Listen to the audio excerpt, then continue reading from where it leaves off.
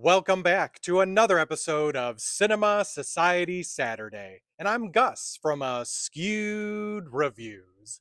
Now, in case you don't know what Cinema Society Saturday is, let me explain. This is where a group of us who absolutely love horror movies have all come together.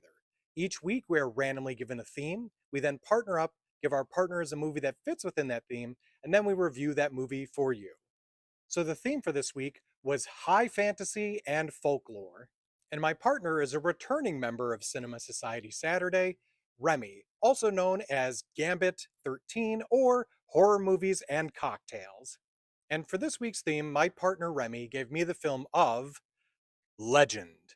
That's right, the 1985 film directed by Ridley Scott. That's right, the same guy who did Alien. This movie is absolutely an 80s classic. It is beautiful to watch. It has an amazing soundtrack done by Tangerine Dream. It's definitely a movie that if you've never seen before, you have to make time for it. Now, if you have seen this film before, there is a possibility you might be sitting there going, well, does this really fit into horror? And I would say this, if it's a horror fantasy film, this 100% fits. Now, let me tell you more about the concept for the movie and a little bit more at the end that proves this. So, in the film, we have our main characters of Jack and Lily. Jack is a wildling boy, while Lily does come from royalty, but she sneaks out to the woods to hang out with him. Now, these two are absolutely head over heels in love with each other.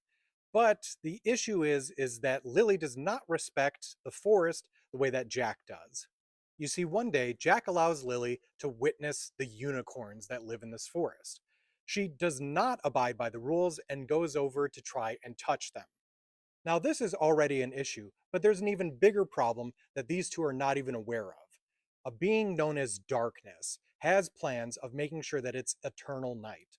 The way to do this is by actually killing both of these last two unicorns. Now, Darkness has sent his goblin minions to go and do this task, and they end up actually using Lily as bait to be able to capture and then kill one of these unicorns. This then plunges the forest into eternal winter, and now Darkness not only has his eyes set on the last unicorn, but also on potentially corrupting Lily. So now Jack and a band of fey creatures are on a journey to stop Darkness and his plans of eternal night. So, if the description alone hasn't proven my point of this being a fantasy horror, let's also look at some of the creatures that appear in this movie. I mean, you do have that small army of goblins, which are a little bit creepy, but let's move on from that. We also have a swamp hag known as Meg Mucklebones, who I remember terrifying me as a child.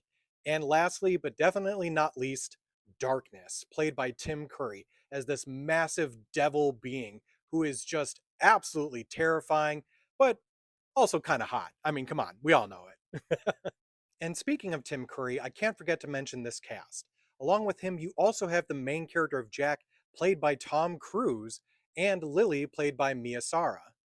There are also some other familiar faces, but those are probably the ones you would absolutely recognize the most.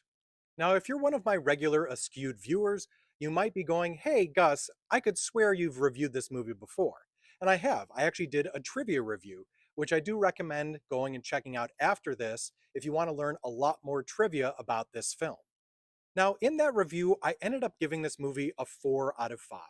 And like, if you just look at the quality of the story and everything, I can still technically agree with that, but just with how much impact this movie had on the 80s, on people growing up on this film, and just me in general, I think I actually have to change that. And I am going to give this now a 5 out of 5.